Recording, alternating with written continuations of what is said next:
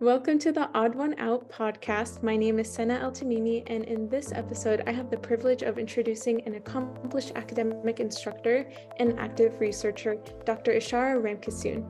Dr. Ramkissoon is a trained audiologist and speech therapist with extensive higher education and healthcare experience across the US and South Africa. She is currently serving as an associate professor at Gallaudet University in Washington, D.C., teaching a variety of classes, including, but not limited to, diagnostics, medical audiology, and research methods. Speaking of research, she has a consistent publication record and successful grant-funded projects focused on multicultural issues, aging, and environmental health science. She has a passion for mentoring underrepresented students and currently serves on the ASHA International Issues Board. With such a wealth of experience and expertise, I can't wait to dive deeper into her insights and perspectives in today's episode. Thank you for joining me, Dr. Ramkissoon. Thank you, Sana. I appreciate the warm welcome and I'm happy to participate. Wonderful. So I will say the purpose of this episode is to raise awareness about how we can best support underrepresented students as they seek to navigate higher education. And with your background, I felt like you would be very well knowledgeable about this topic. And this topic is also very near and dear to my heart because I feel like I have also gone through some of the struggles of being a first-generation student. So I'm glad to have this conversation with you. Awesome. Yes, for sure. I've had similar experiences myself, starting out as an international student in the US. So definitely from an underrepresented community. Yeah, so let's just jump right in then. So my first question for you is, what are some strategies that underrepresented students can use to navigate the college application process and increase their chances of being accepted? Okay, sure. So when I think about that question, a lot of what I may say are strategies may appear to some students as very apparent, like, oh, of course, that's very basic. We all know that. But in my experience, I have found that underrepresented students really benefit from restating even the more obvious strategies that would potentially place them in a position to have greater likelihood of being accepted into a graduate program in speech language pathology or audiology.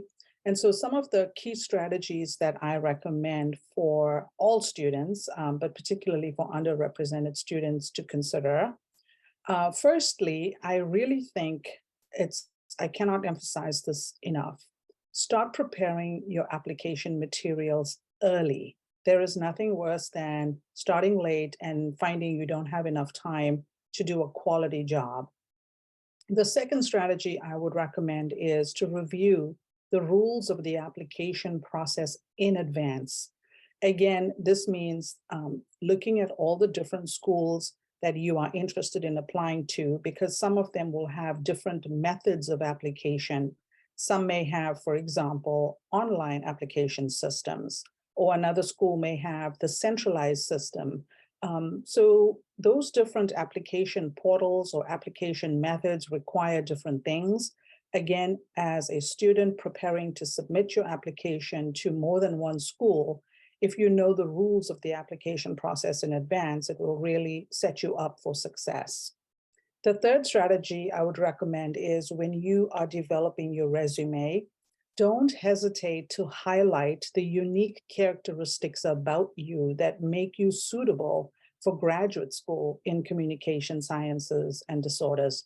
For example, for different reasons, some underrepresented students may think it's not ideal for them to mention anything about their ethnicity or being bilingual or having cultural awareness.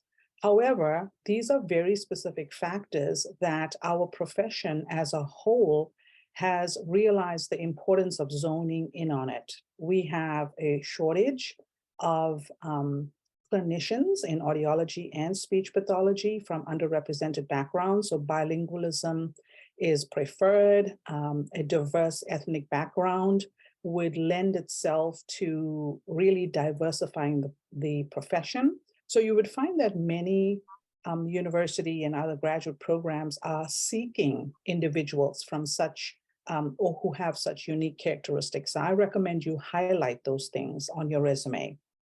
And then maybe the last strategy I would recommend is a lot of students end up writing a personal statement that is pretty generic, and then they use it for all of their grad school applications. Instead, I recommend that you tailor your personal statement.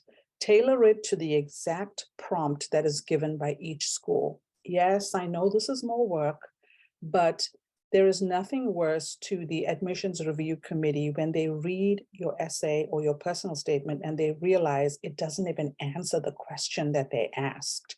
So if a certain school asks a specific question or gives a specific prompt, be sure that your personal statement is addressing that prompt and is answering the questions that they have put. So in a nutshell, at least off the top, I would think that those would be 4 potential strategies I would recommend.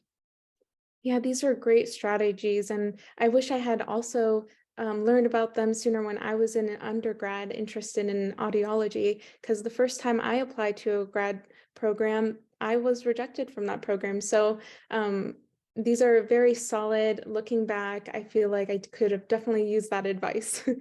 Excellent. Yes. Yes. Well, we hope to do better in the future. Yes. And so, I mean, from your perspective, as a professor, what do you think, what can universities and colleges do to ensure that underrepresented students have the support they need to succeed and thrive during their time on campus? Well, I think universities and colleges can actually do quite a lot because underrepresented students would truly benefit from several things. First, I strongly recommend that there is direct mentoring that is provided for each underrepresented student. Frankly, I think all students would benefit from this, but in particular, underrepresented students who have been assigned to a mentor that could be a peer mentor, or it could be a faculty mentor, or even a staff mentor, really do better throughout their time in grad school if they have someone that they can go to anytime that they have a question or maybe just want to vent about something. I think that's helpful to have a direct mentoring plan in place at the university level. The second thing I think colleges and universities could do is make sure that they are informing students about available campus resources. So you'd be surprised to hear that many underrepresented students may not have had a vast experience utilizing resources such as a writing center or a tutoring option or support services, the library, the Office of Students with Disabilities. I think the key thing is that colleges and universities must find innovative ways to inform students about these services and also assist them in seeking the service. And then maybe the third suggestion, I think universities and colleges could do more to have regular check-in opportunities with underrepresented students, specifically to determine, are they struggling, guide them as needed. Again, if you find out that they need something specific, point them in the direction of a resource that could address the challenge that they are having at that time. So yeah, that the check-in opportunities I think are important also. All right, wonderful. So this is kind of shifting towards another topic, but it's still related. So in your opinion, what role should policymakers play in ensuring that all students have access to higher education, regardless of their background or socioeconomic status? That is a good question. And I'm really glad that you asked it actually, because a lot of the times, the majority of the burden of ensuring that everyone has access to equitable education falls on the person themselves or their community, or actually even the university or college. But instead, policymakers potentially have a pretty big role to play to make sure that students have access to higher education, particularly if those students are economically disadvantaged. So I think policymakers should take a leadership role in ensuring there's equitable access. And what does that mean? That means don't put all of the burden on the student themselves, on their families, on the community, or even on the universities, that there should be policies in place, perhaps at the national level, that would facilitate ensuring equitable access. And if you think about, well, how would they do this? In my opinion, by the time students come to the college level, they have already been set in their skill level in many ways through their prior education. So I think policymakers can begin by strengthening the K through 12, as well as the undergraduate education systems in this country, to better prepare all students for college and for graduate education.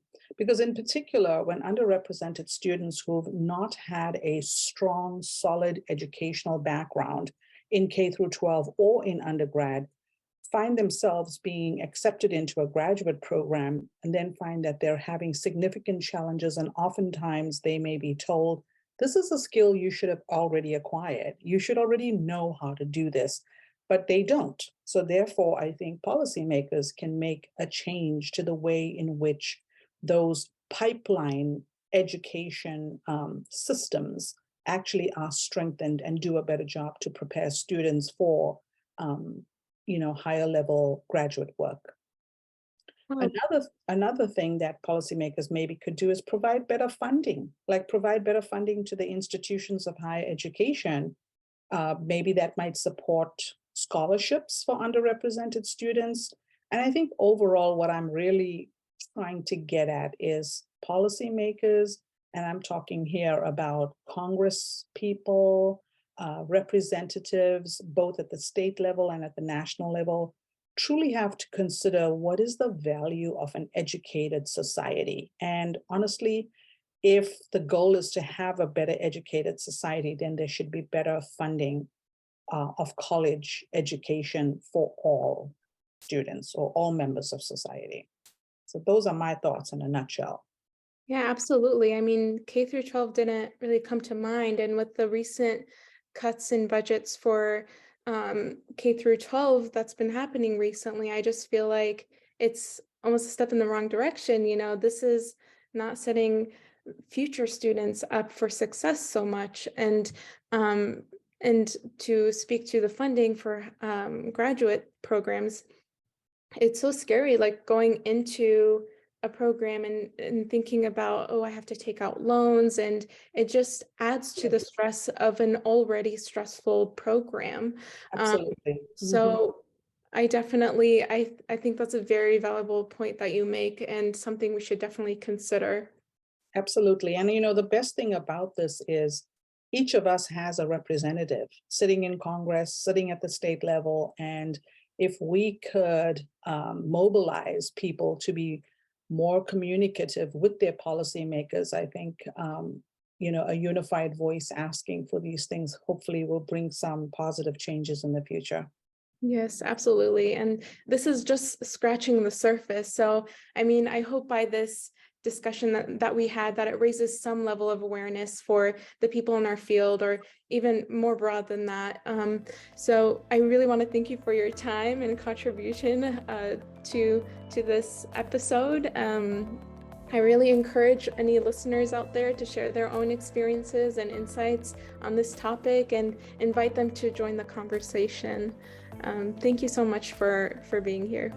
Absolutely. Thank you again for having me. Thank you.